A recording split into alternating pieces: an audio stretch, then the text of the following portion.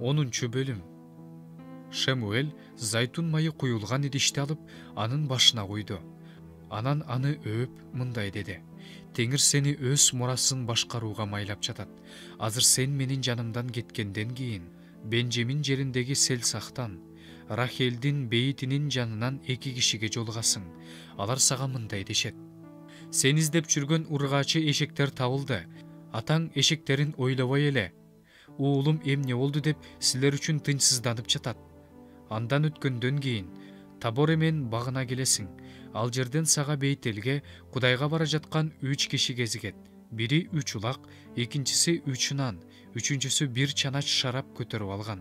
Алар сени менен саламдашып, сага 2 нан беришет. Аны сен алардын колунан аласың. Андан кийин Пелиштилик күзөт тобу турган Кудайдын дөбөсүнө келесиң.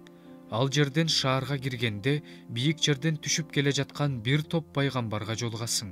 Алар пайгамбарчылык кылып бара жатышат.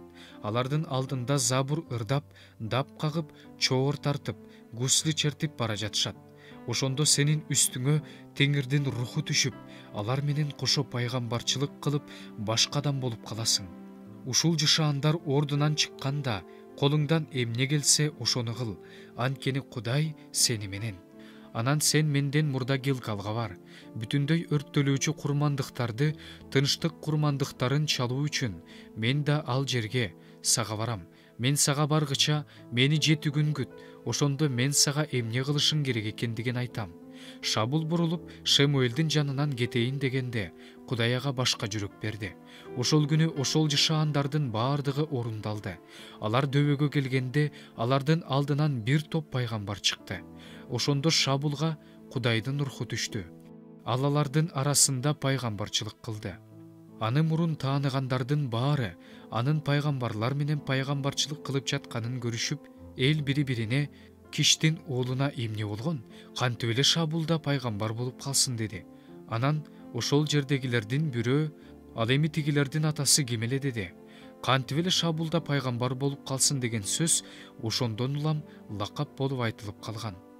Анан ал пайгамбарчылык кылганын токтотуп, бийик жерге кетти. Шабулдун атасынын бир тууганы андан жана анын кулунан: Силер кайда бардыңар деп сурады.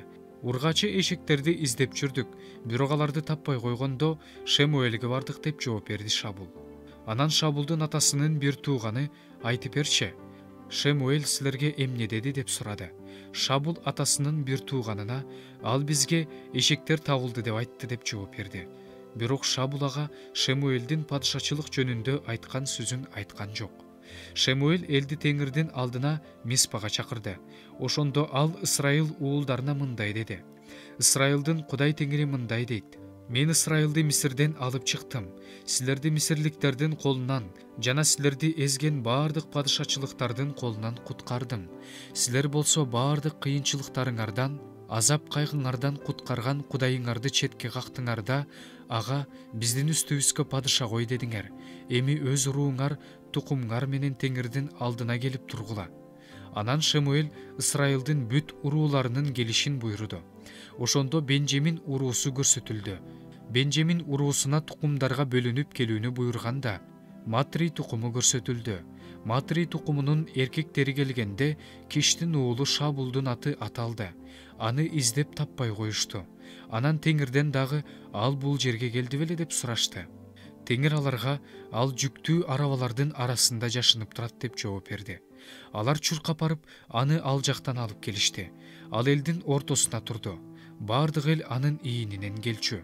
Анан Шемуэль бүтелге мындай деди: Теңир кимди тандаганын көрдүңөрбү?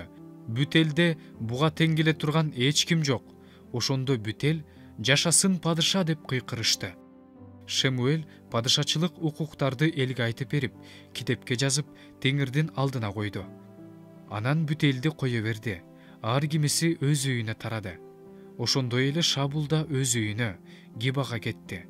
Кудай каалоо берген эр жүрөк адамдар аны менен жөнөштү.